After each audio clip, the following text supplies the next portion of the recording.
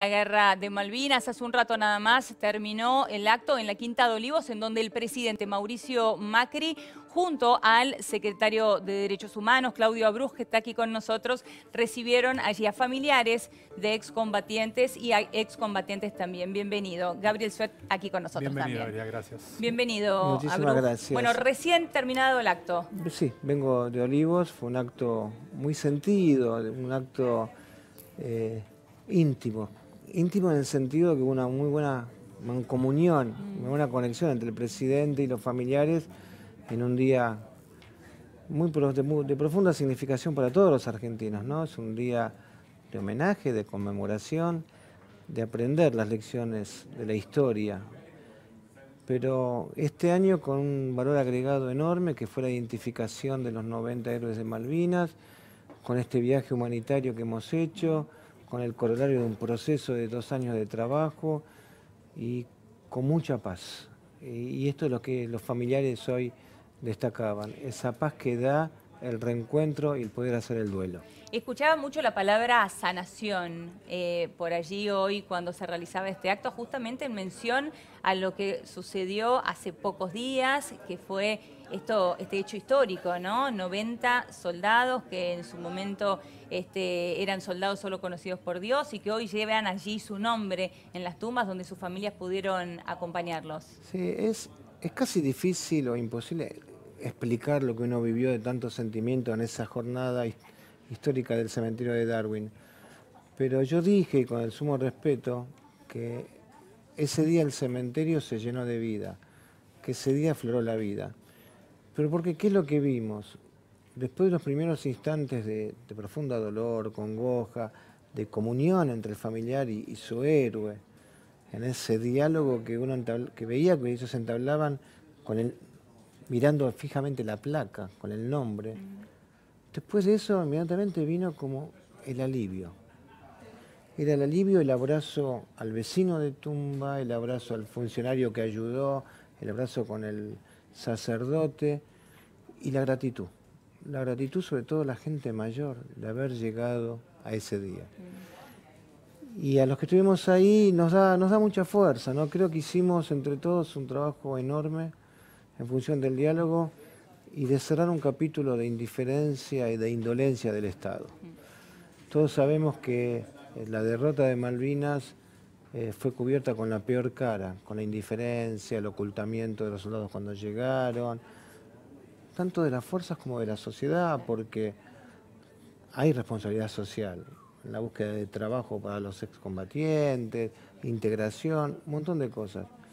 Pero hay este dolor de no decirle a los familiares qué había pasado formalmente con sus hijos. Que no tengan dónde llorarlos, ¿no? No tengo que llorarlos, y previo a eso, María Fernanda Araujo, la presidenta de la comisión, en una conversación, con la ingenuidad que podemos tener todos de las cantidades de películas que hemos visto de guerra, le pregunto cómo fue el momento cuando el Estado, el ejército viene con la medalla y la bandera y te dice, tu hijo, tu hermano, murió en combate. Me dice, nunca vinieron. Nunca vinieron. La respuesta formal la tuvo en el 2013, pero no por el Estado, sino por alguien que estuvo ahí. Y recién la respuesta formal fue con la identificación. Es muy cruel. Qué destrato.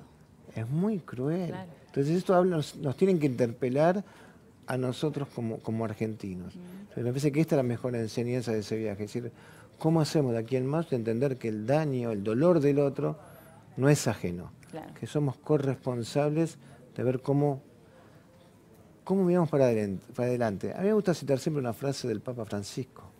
Él dice que las heridas duelen y más todavía cuando no son mimadas o no son curadas.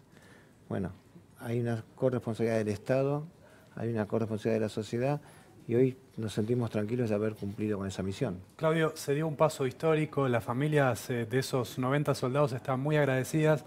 Ahora, todavía hay en el cementerio de Darwin 31 placas con la leyenda esa que nos tiene que doler como argentinos, soldado argentino solo conocido por Dios. ¿Se va a poder avanzar con la identificación de los cuerpos que todavía quedan sin identificar? Sí, nosotros confiamos mucho, nosotros vamos a empezar ya el día miércoles a trabajar en un cronograma de trabajo. nosotros tenemos los ADN de todas las tumbas. Lo hizo el equipo de antropología forense, que es un orgullo de todos Sí, los argentinos. ¿Que son Totalmente. cuántos cuerpos, Claudio? Son 32 cuerpos en 31 31 tumbas. tumbas, 32 cuerpos. De algunos de esos cuerpos tenemos para machear, como se dice, para cotejar pruebas de familiares, de una cantidad importante. Nos falta en muchos casos otro grado más de prueba para tener la certeza de que ese grupo familiar pertenece a este soldado. Pero ahí porque falta voluntad de la familia, porque falta localizar a esa familia. Las dos cosas. Nos faltó, no había registro de muchas familias. Nuestro país es muy ancho y muy largo, Sí. y con muchos poblados. Muchos soldados fueron dados por Chaco y Corrientes, de poblados muy chiquitos. Claro, de los 90 eran 33 de la provincia de Sí. Buenos Aires, 22 de Chaco. Claro. Y 10 22 de Chaco, 22 de mirá. Chaco y 10 de Corrientes. O sea que imagínate el porcentaje que representa. Pasaron muchos años, familias que se van disgregando, familias que la gente va falleciendo, gente que se va del país, gente que no tuvo acceso a la información y gente que tuvo mucho miedo. Nosotros dimos un paso y hoy la Comisión de Familiares lo reconocía. Se malusó políticamente durante mucho tiempo este trabajo humanitario que empezó Julio Aro, y que gracias a él y a Jeffrey Cardoso, el coronel británico, hoy llegamos a este momento.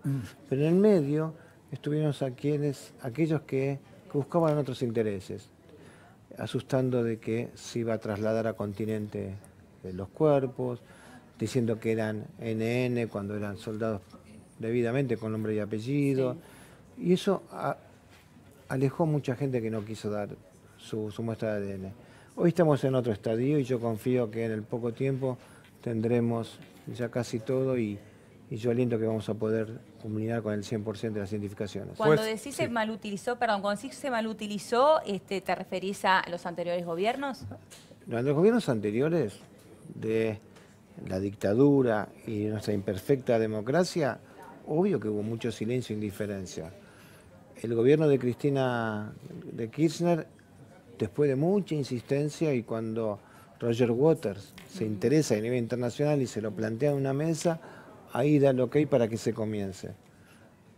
La mala gestión, la ineptitud y ahí el mal uso político, y ahí es cuando empiezan a hablarse de NN, del traslado a continente, de las denuncias de los abusos de los militares con los soldados. Empieza a hacer una mezcla que no tenía sentido, que lo único que se perseguía acá era un derecho humanitario de darle a la familia el derecho de hacer el duelo con su héroe y dejar en claro que el reclamo de soberanía de Malvinas era indeclinable, y es indeclinable.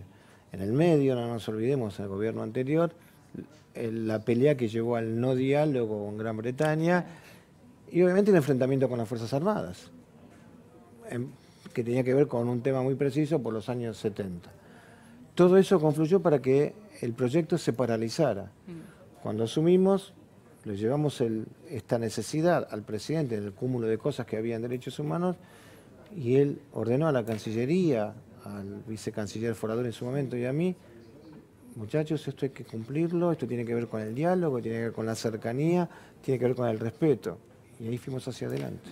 La decisión de que vos viajaras también generó polémica porque como sos funcionario y te sellaron el pasaporte con el sello de Gran Bretaña. Sí. ¿Esto puede tener alguna incidencia en el reclamo de soberanía que hace la Argentina? No, cero. Y aquellos que criticaban lo saben muy bien.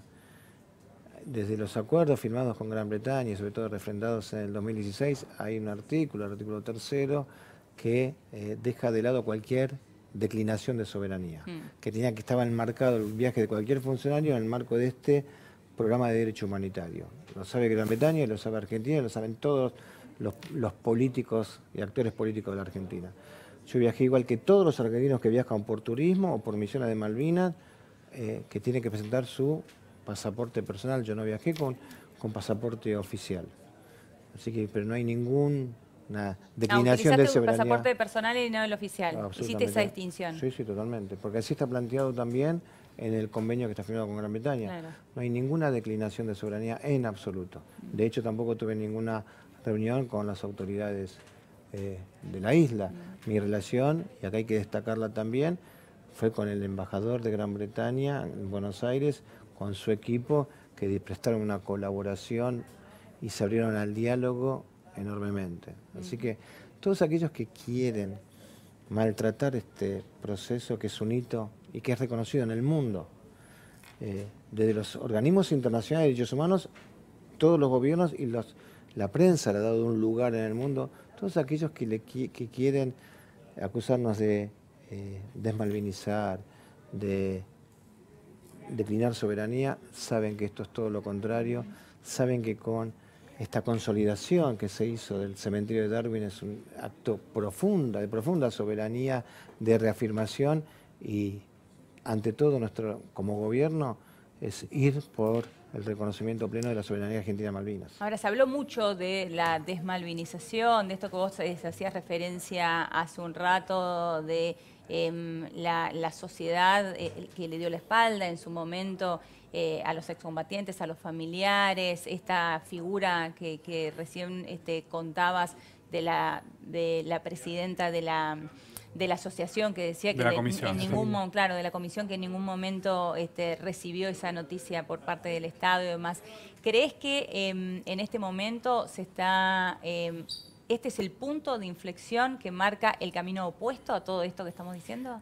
Yo creo que sí, y creo que sí porque esto, más allá del trabajo hecho, lo que hizo fue desnudar y poner blanco sobre negro lo que se estaba haciendo mal. Porque no hay nada más cruel que a los familiares haberlos dejado solitos con su dolor. Esa indiferencia del Estado, eso es desmalvinizar. Que hoy las generaciones muy jóvenes, y esto me ha pasado, no tienen esta cercanía con el tema Malvinas, porque en las escuelas tampoco se lo enseña bien y se cuenta el tema. Y los feriados no ayudan tampoco, Claro que no. Bueno, yo tengo una posición en general con los feriados. Yo entiendo, tenemos una cultura del feriado, del homenaje, pero me parece que los homenajes de fechas tan sensibles son mucho más ricos con las instituciones abiertas, con la gente en su lugar de trabajo, con las escuelas a pleno trabajando ese día, y no con feriados puentes y largos que los desnaturalizan. Sí, sí.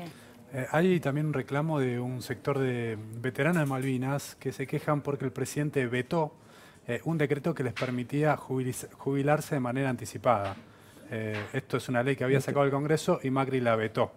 ¿Eso ustedes pueden dar una respuesta? No, esto no me tocó a mí en la área. Sí. Me llegaron estos reclamos de la Asociación de Veteranos.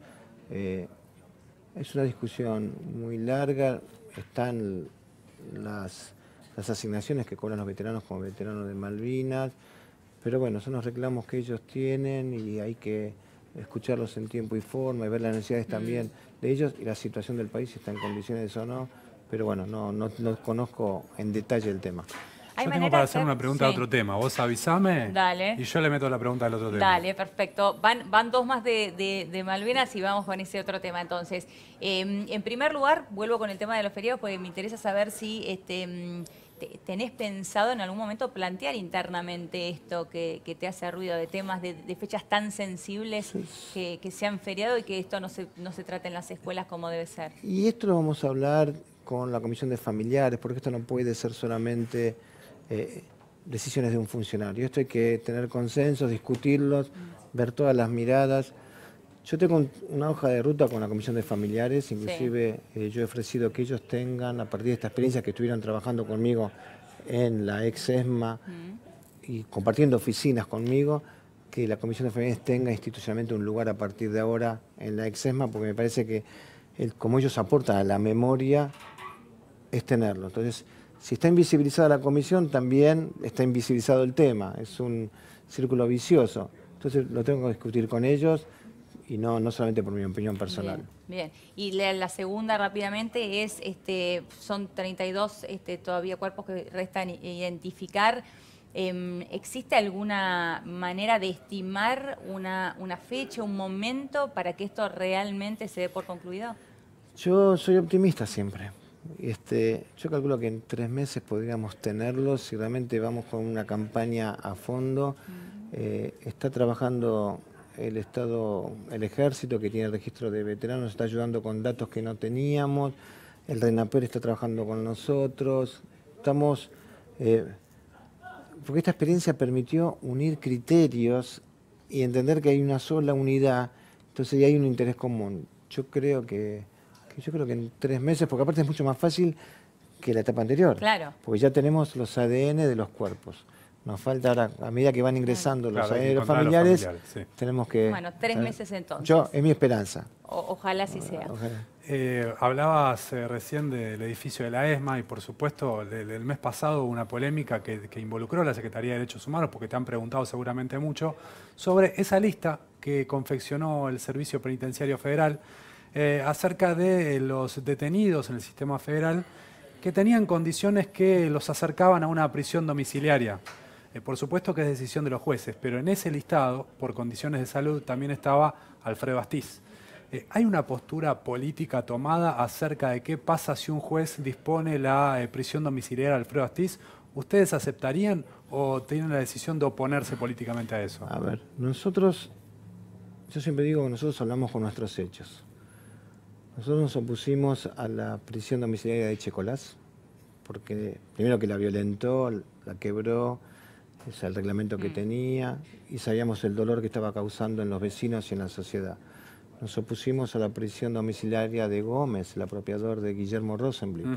Estuvimos con Estela de Carlotto, estuvimos con Rosa Rosenblit, estuvimos con Guillermo. Obviamente nosotros entendemos que nos tenemos que atener a derecho.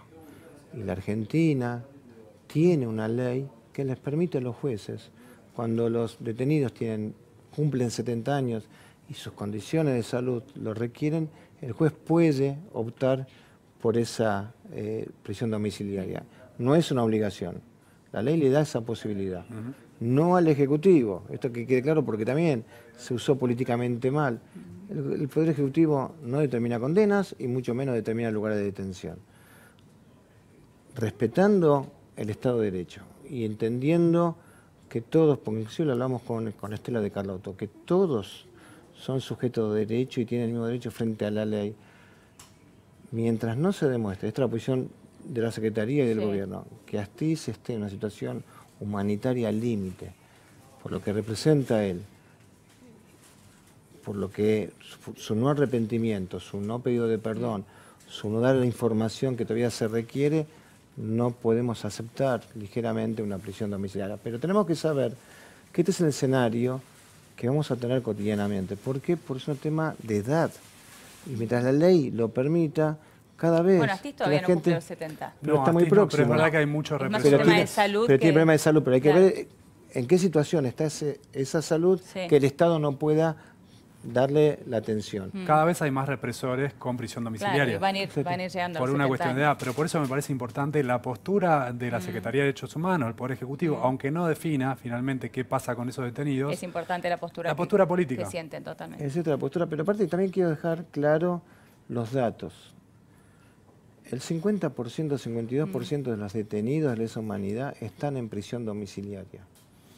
Pero el 44% de ese 52% no se dio en estos 2 años. Se fue dando porque los jueces la fueron dando en gobiernos anteriores, a partir de que empezaron los juicios. Pero eso puesto está de los jueces. En todo caso, lo que hay que hacer es cambiar las leyes. Pero si hay una ley, con las broncas que nos puede dar personalmente, individualmente, tenemos que tener la grandeza de entender que la ley es exactamente igual para todos. Claro, pero acordate cuando fue la liberación de Cristóbal López, tuviste al presidente de la Nación diciendo estoy con una bronca bárbara por esta decisión judicial. Claro. Bueno, quizás si mostrara el mismo entusiasmo, no hablo de vos, Claudio, con decisiones del tipo de, por ejemplo, prisión domiciliaria de Echecolás, la justicia seguramente esas opiniones las tiene muy en cuenta. Yo lo que puedo decir, si la Secretaría de Derechos Humanos salió tan fuertemente con el tema Echecolás, Gómez y Astiz, es porque está el aval del presidente y estamos en la misma línea de pensamiento. Bien. Muchísimas gracias, Abrujo. No, al contrario, gracias a usted por la invitación. Bien, momento de una pequeña pausa en Café de la Tarde y ya venimos con más.